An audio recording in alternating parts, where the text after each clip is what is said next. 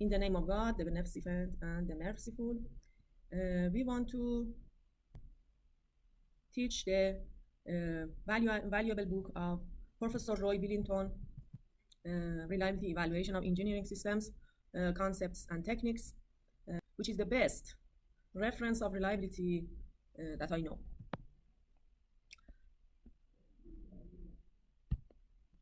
Professor Billinton is a professor in the University of Saskatchewan, Canada, and is a very known person in the field of reliability. And Professor Ronald Allen, who is with the faculty of who is with the Institute of Science and Technology in Manchester University, United Kingdom. In this book, we see these chapters. In the first chapter, we have introduction. Second chapter about basic probability theory. Third chapter about application of the binomial distribution. Fourth chapter, network modeling and evaluation of simple systems. 5 is network modeling and evaluation of complex systems. 6, probability distributions and reliability evaluation. 7, system reliability evaluation using probability distributions. 8, discrete Markov chains. 9, continuous Markov processes. 10, frequency and duration techniques. And 11, approximate system reliability evaluation. 12, systems with non-exponential distributions. 13, Monte Carlo simulation. And there is some appendix.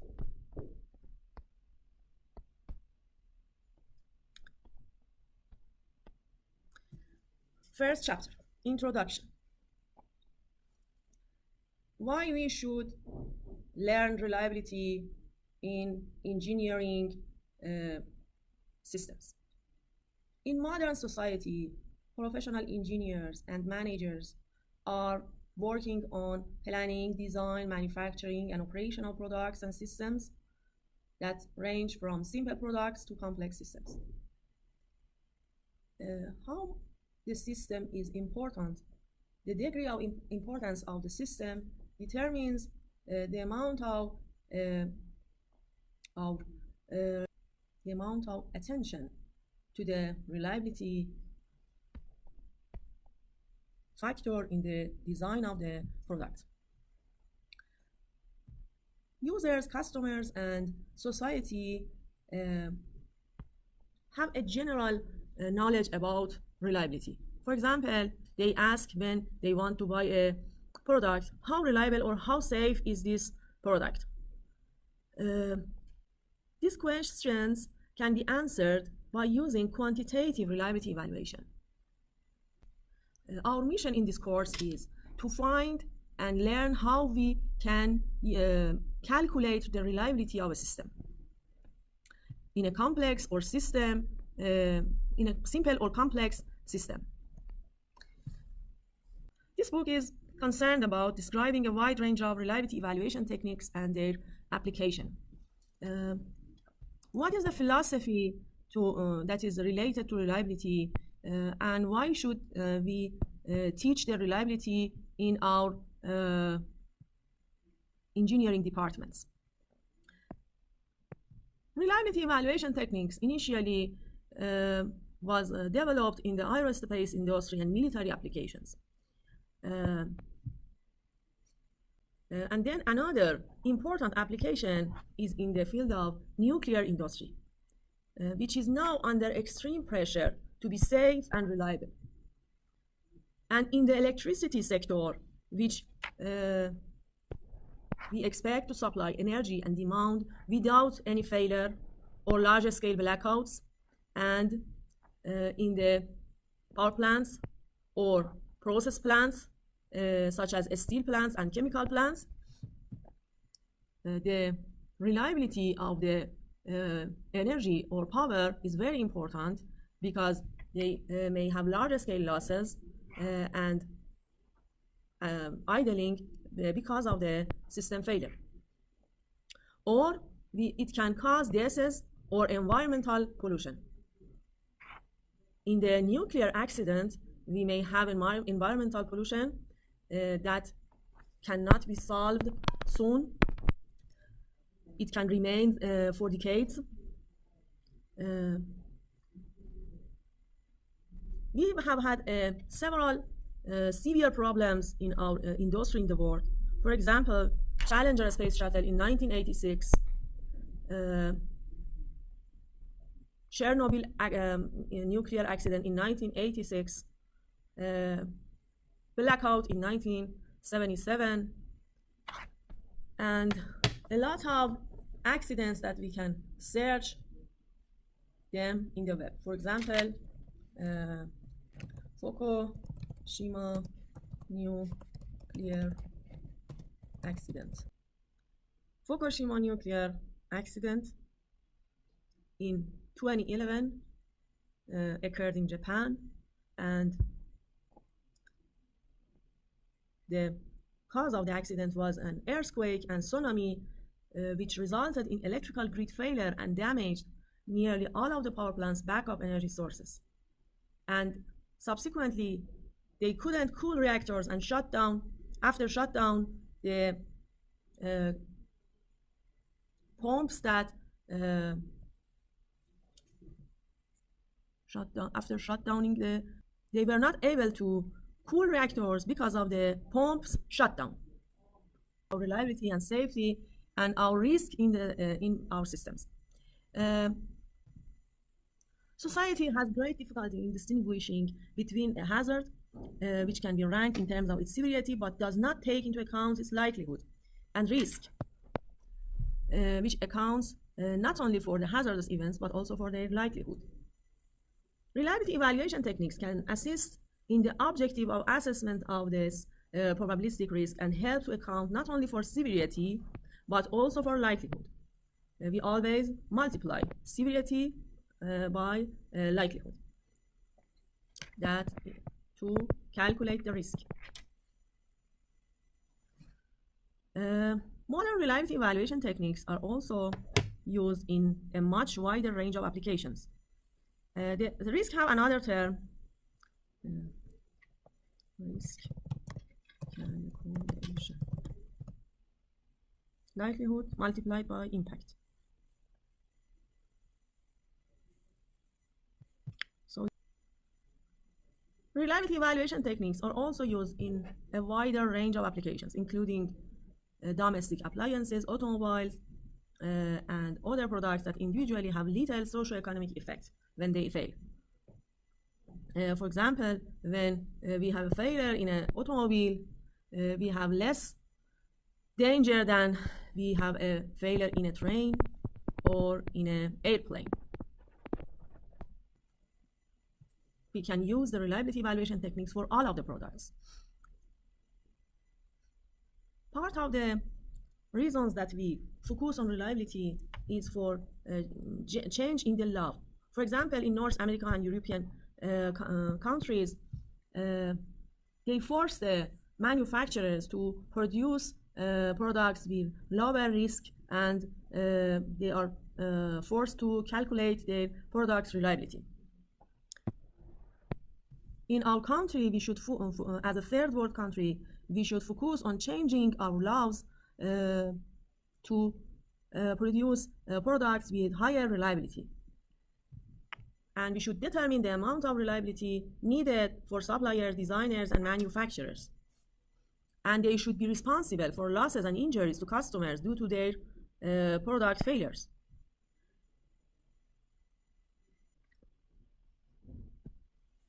Types of systems. Reliability evaluation is an interdisciplinary concept, because in a product we have, for example, some electrical design, some mechanical design, and reliability evaluation is interdisciplinary. For some products or plants, we have chemical and civil, along with mechanical and electrical, that all of the systems or subsystems should be reliable, that we can whole reliable system. We don't have a single reliability evaluation technique that can be used for all problems. If this were the case, it would be very simple and convenient, but we don't have. There is an attempt to standardize on a particular technique in some industries. For example, a technique for a determined industry. The two main categories of system types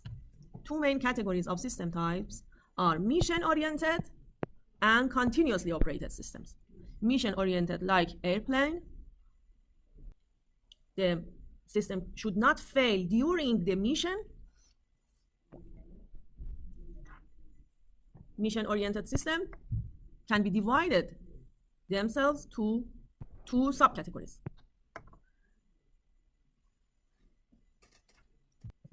In the first subcategory, we have an operating, and then, for example, an airplane, when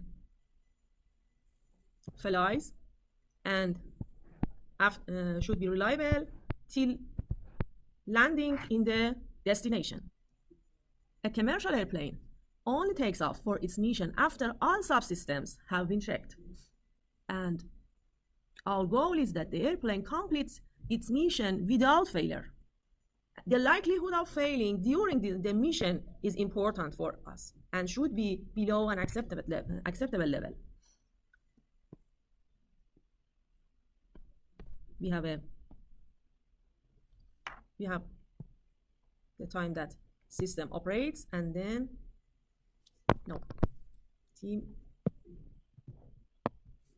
this is not for failure. TM is the time that airplane lands in the destination.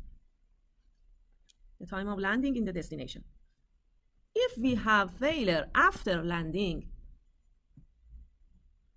it is not calculated as the probability of failure of the system, because we may have some repair activities after landing, and when the airplane is in the overhaul,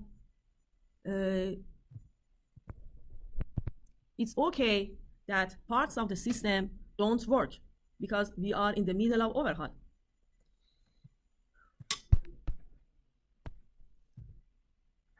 We say that the mission is successful if the mission time, TM, is less than the time to failure, and vice versa.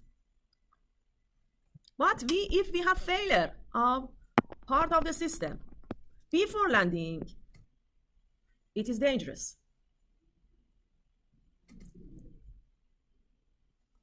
And this type of failures during the airplane is in its mission can lower the reliability of the airplane. The second subcategory of the mission-oriented system are the systems that there is an idle phase following the point the system is checked and known to be in an operable state.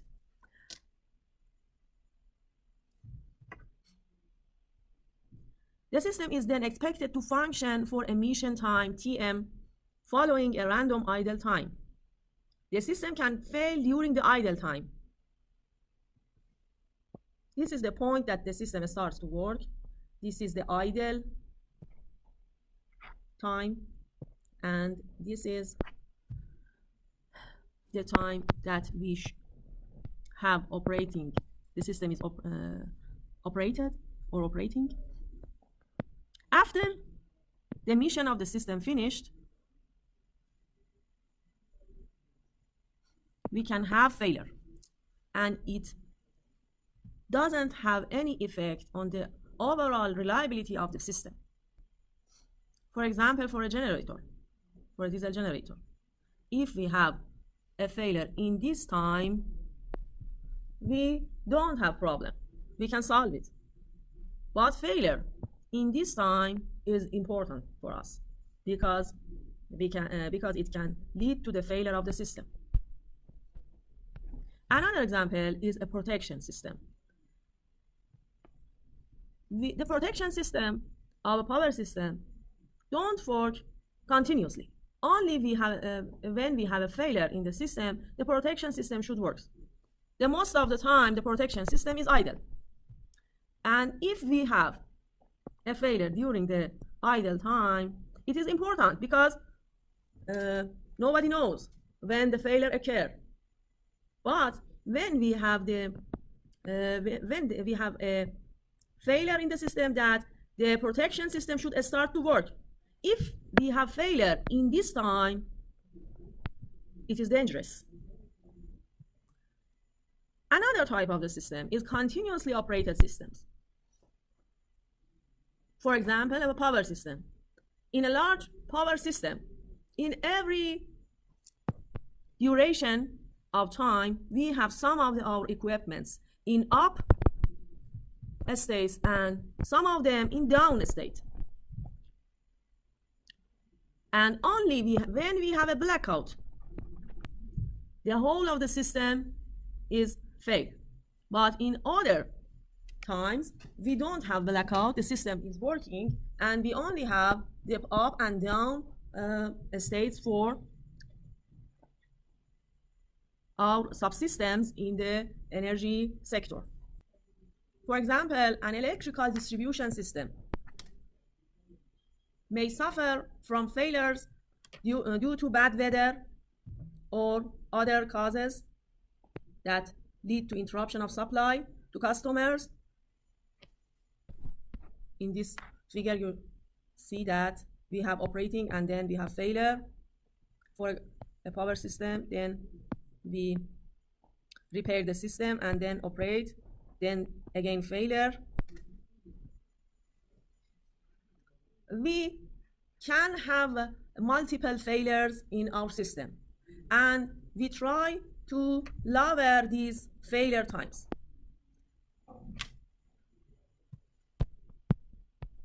It is acceptable that we have failure during our mission, but in the first part, it is not acceptable that we have failure during our mission.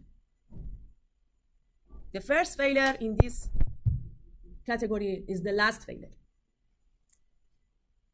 There are different measures, criteria, and indices for these two kinds of the system. They are different from each other. The methods of the first mission-oriented are different from the continuously operated systems. And we will see in the next chapters in this book more about these systems. Qualitative and quantitative assessment is another topic in this chapter.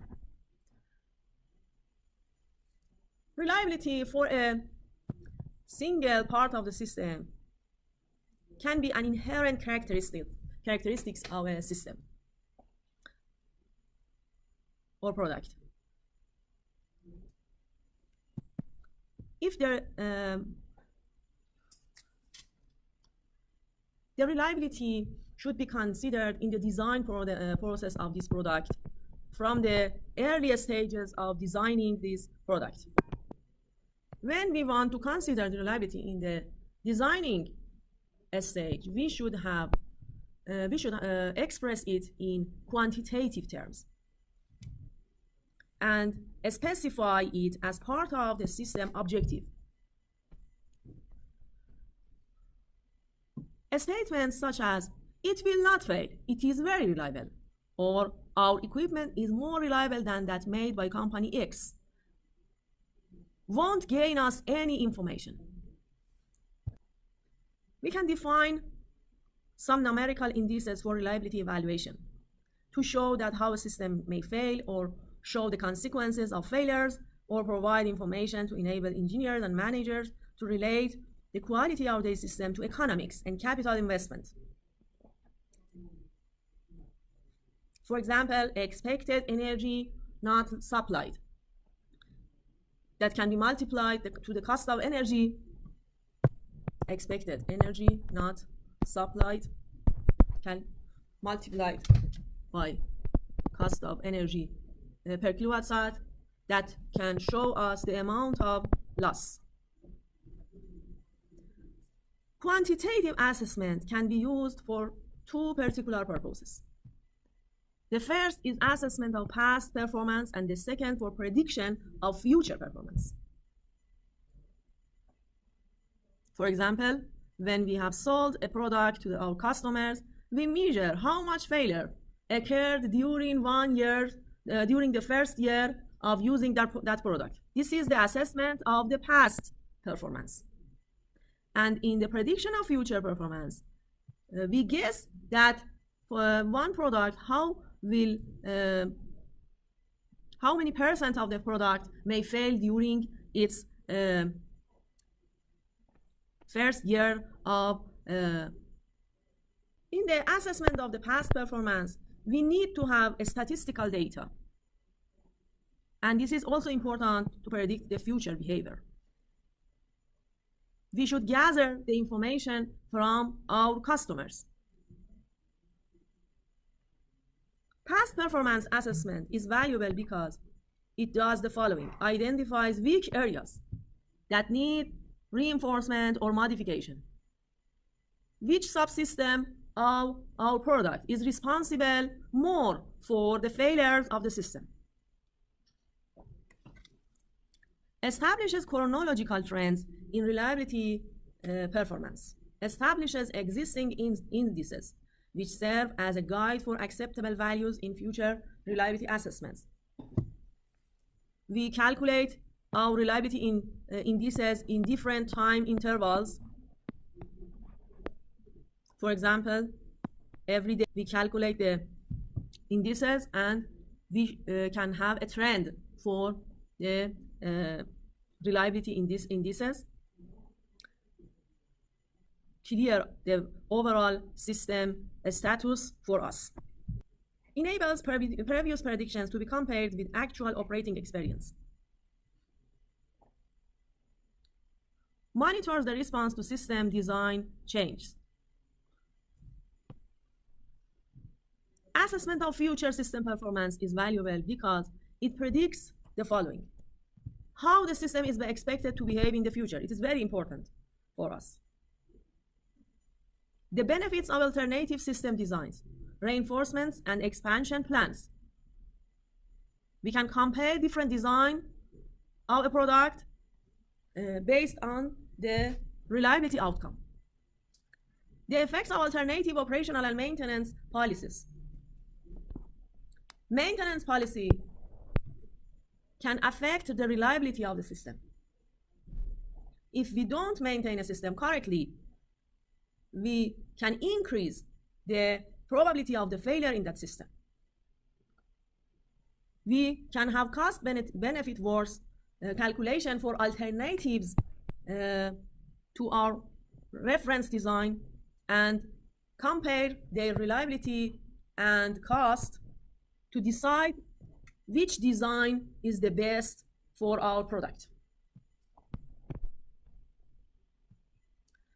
Reliability definitions and concepts.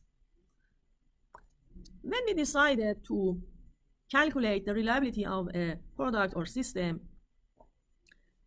we should decide about the method and the indices that we want to use. The system behavior in future cannot be defined as a deterministic, but it can be defined as a stochastic process in nature because it varies randomly with time. Complete assessment of a stochastic process can only be achieved using probability techniques. We cannot predict the reliability or safety of system with the knowledge of the probability theory. In most cases, we should have a deep understanding of the system and its design, how it operates, how its basis of design, the way it fails, the reason of the fails, its environment and the stresses to which it is subjected. We should know in which environment it will be used.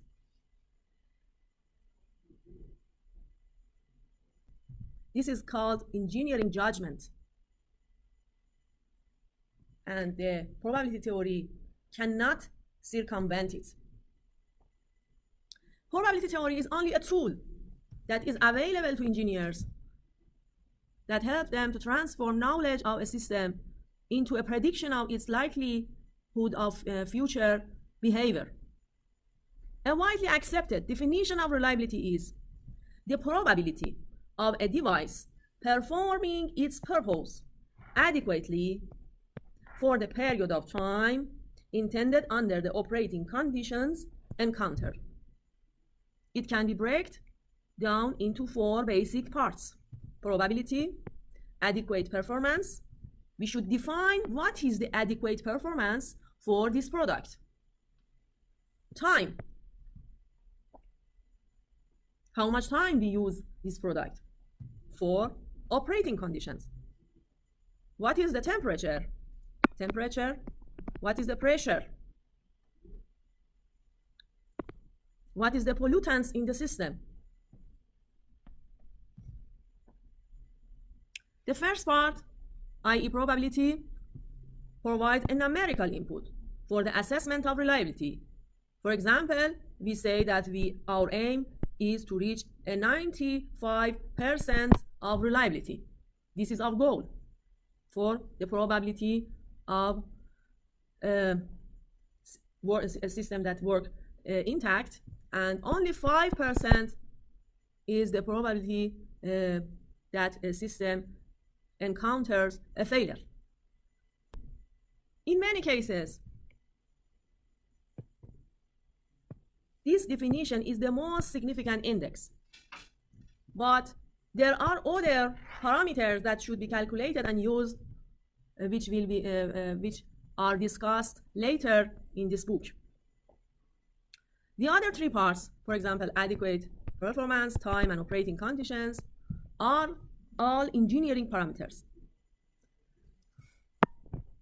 The probability theory don't help assist us in this part. An engineer should specify what is the adequate performance of this system. What is the time of using this system? What is the operating conditions of the system? There is nothing to do with the probability theory in these 3 parts. Products and systems operating outdoors have a very valuable operating environments. They should work from -10 to 50 degrees of centigrade in our country. In another country, it should work from -40 to 35 degrees centigrade.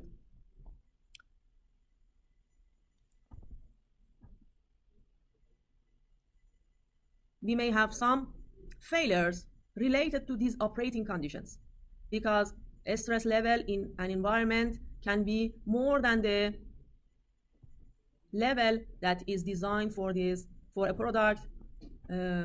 Aging is very important in this context. The criterion of adequate performance. Who is responsible for defining adequate performance? Engineers or managers? Managers, because they should pay for the design and they run the business. Managers should detect how much is the acceptable level of performance that can be solved in the market. Failure of a system may be a catastrophe or a complete failure to operate, or it may be caused by a violation of the required system function. For example, power output of a mechanical pump may fall below a minimum requirement. It means that the pump still is operating, but it cannot reach to its maximum power.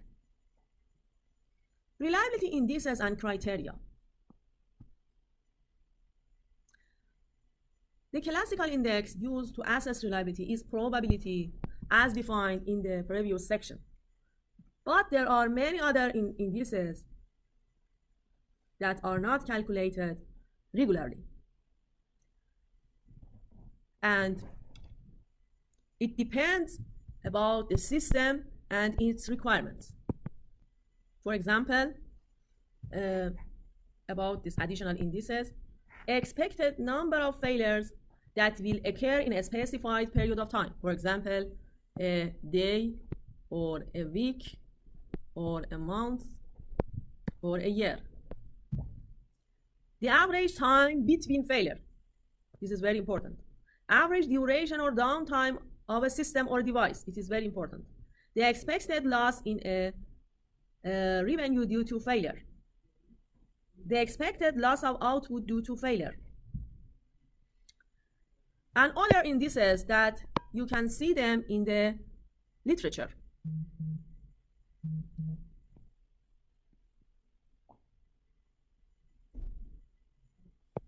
We should determine what is the appropriate criteria for each index.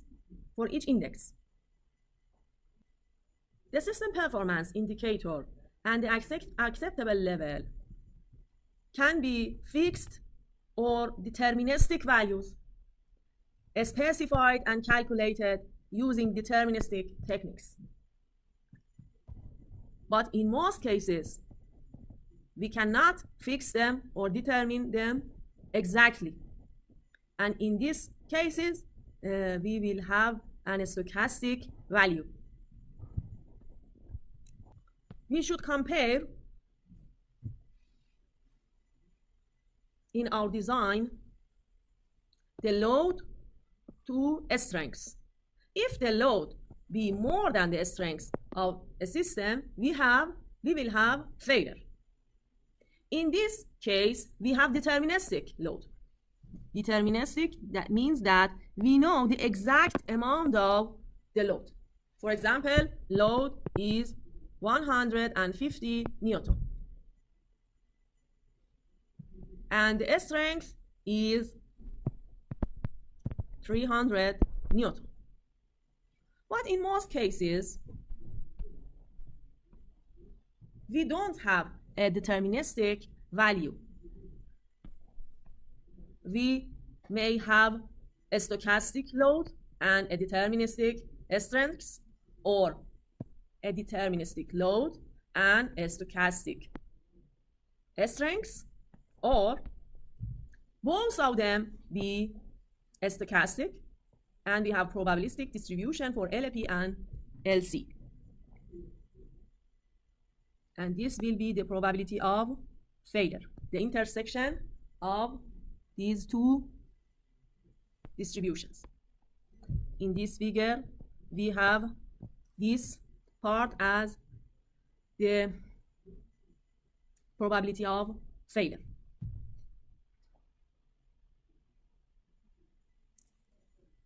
And in this figure, this part is the probability of failure. If we want to have lower probability of failure, we should move this to right. And this will add cost for us. We should calculate the optimum point of the strength of the system. How much strength is optimum and economic for the system design?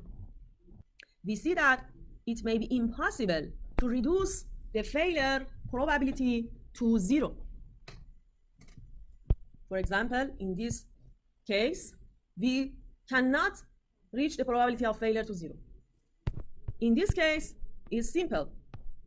We can have the probability of failure 0 because both of them are deterministic. But in most cases, this is not. And we have a distribution for load and strength, and this area can be lowered but cannot reach to 0. The concept of reliability and availability. Availability is used in continuously operated systems.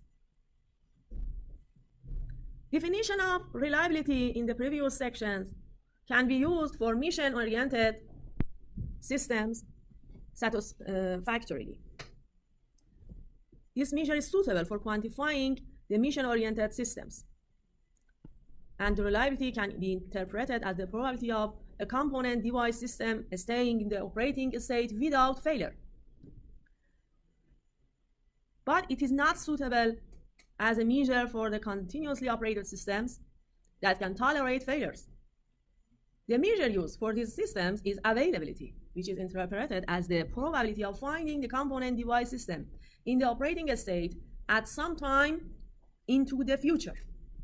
For example, we say that we have this system in the operating state in the 95% of time in the following years. This means that the failures and down states will occur in this system. These failure and down states are acceptable in the system, but in mission-oriented system, they are not acceptable.